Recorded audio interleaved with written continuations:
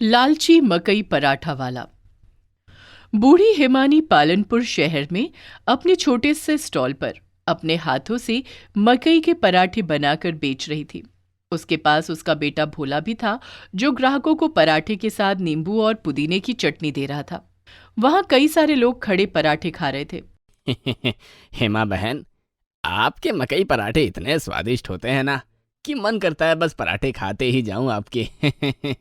सही कहा भाई। इतने सस्ते दाम में इतना स्वादिष्ट मकई पराठे पूरे शहर में कहीं नहीं मिलता। हिमानी 20 रुपए का एक मकई पराठा बेचती है। उसके हाथ के स्वादिष्ट पराठे खाने दूर दूर से लोग आते थे। रोज की तरह आज भी शाम तक हिमानी के सारे पराठे बिक जाते हैं। रात का समय। चल भोला, अब घर जाकर कल के पराठों का सामान तैयार करते हैं। माँ, अब तो आप पराठे के दाम बढ़ा दीजिए। हम कब तक 300 रुपये रोज़ कमाते रहेंगे? वैसे भी अब रोज़ के कितने ग्राहक आ रहे हैं हमारे पास। अगर हम पराठे के दाम 20 रुपये से बढ़ाकर 30 रुपये कर देंगे तो हमारी कितनी ज़्यादा आमदनी होगी। बेटा, जब हमारी जरूरत इतने पैसों में पूरी हो ही रही है तो बेवजह लालच क्यों करना? लालच में इंसान बहक जाता है। चल अब।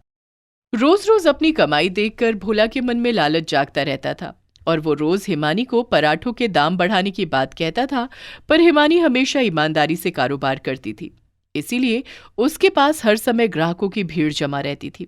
हिमानी बहुत गरीब थी। वो पालनपुर शहर में अपने छोटे से घर में अपने बेटे भोला के साथ रहती है।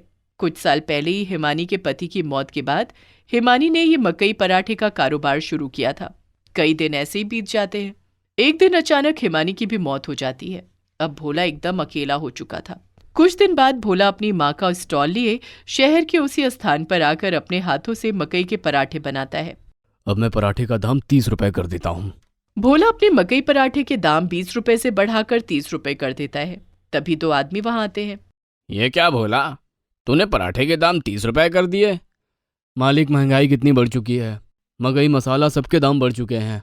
तेरी माँ ही ईमानदार थी, वो कभी पराठे के दाम नहीं बढ़ाती थी। अच्छा ठीक है, हमें 2 पराठे दो। भोला दोनों को गर्मा गर्म पराठे देता है और दोनों पुदीने की चटनी और नींबू के साथ वो पराठे खाकर वहां से चले जाते हैं। इसी तरह दिन भर में कई सारे ग्राहक भोला के पास आकर 30 रुपए एक पराठे के हिसाब से पराठे खाने लगे। शाम तक रोज के मुकाबले भोला की आज की आमदनी ज्यादा होती है। पराठे के दाम बढ़ाकर तो अच्छी कमाई हो रही है मेरी। इसी तरह कुछ दिन बीत जाते हैं। अपने पास रोज रोज ग्राहकों की बढ़ोतरी देखकर और इतनी कमाई देखकर भोला बड़ा खुश होने लगा। एक दिन शाम में भोला मकई लेकर एक कालू नाम के आदमी की आटा चक्की पर आता है। उस समय कालू अपनी चक्की में खराब आटा समेट रहा था। काका जी, ये 10 किलो मकई का आटा पीस दीजिए। हाँ, बस ये खराब आटा समेट लूँ, फिर पीस देता हूँ। वैसे आप इस खराब आटे का करते क्या हो? बेटा, ये आटा मैं मवेशियों के व्यापारियों को 3 रुपए किलो में बेचता हूँ।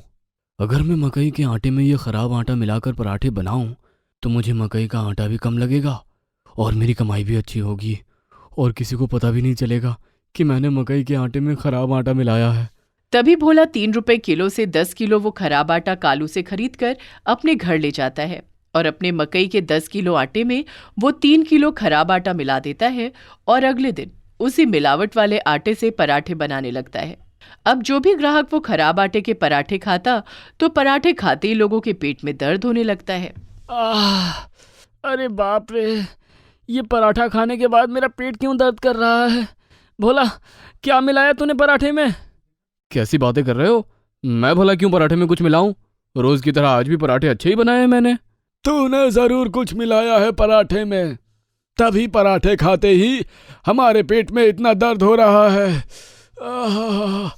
खराब आटे के पराठे की वजह से लोगों को पेट में दर्द होने लगता है और जितने भी लोग भोला के पास से पराठे खाते हैं वो सब पेट दर्द के शिकार बन जाते हैं, जिसके बाद अगले दिन से कोई भी भोला के पास आकर पराठे नहीं खाता। भोला शाम तक अपने स्टॉल पर पराठे लिए बैठा था, पर आज गिने चुने 2 से 3 ही ग्राहक उसके पास आए थे। लगता है खराब आटे के पराठे बनाकर मैंने गलती कर दी। अब कल से मैं पहले की तरह अच्छे आटे के ही पराठे बनाता हूँ। हाँ।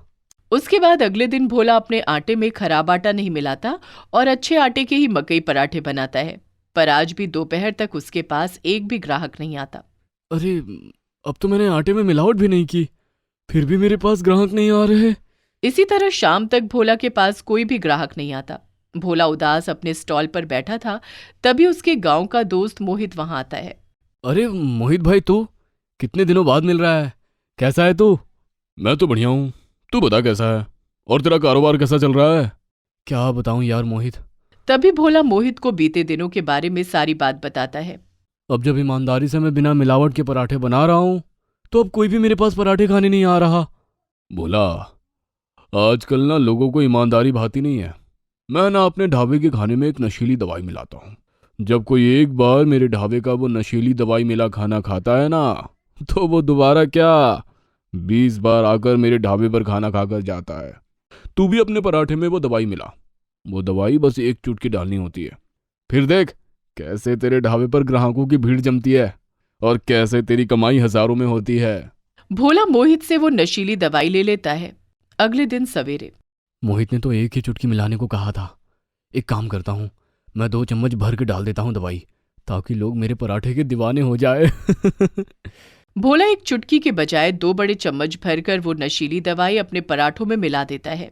नशीली दवाई तो मैंने मिला दिया पराठों में, अब ग्राहकों को कैसे बुलाऊं? एक काम करता हूँ, आज के दिन मैं अपने पराठे लोगों को मुफ्त में खिलाता हूँ। बस एक बार लोगों को मेरे नशीली पराठे की लत लग जाए, फिर अगले दिन से मैं एक पराठा 50 रुपए का बेचूंगा। आइए आइए आइए, मुफ्त में एक पराठे खाकर जाइए। आइए आइए आइए, आज के दिन मकई पराठा बिल्कुल मुफ्त में मिलेगा सबको। आइए आइए। ये सुनकर लोग भोला के पास दौड़े चले आते हैं। क्या कहा? मुफ्त में मकई पराठा मिलेगा?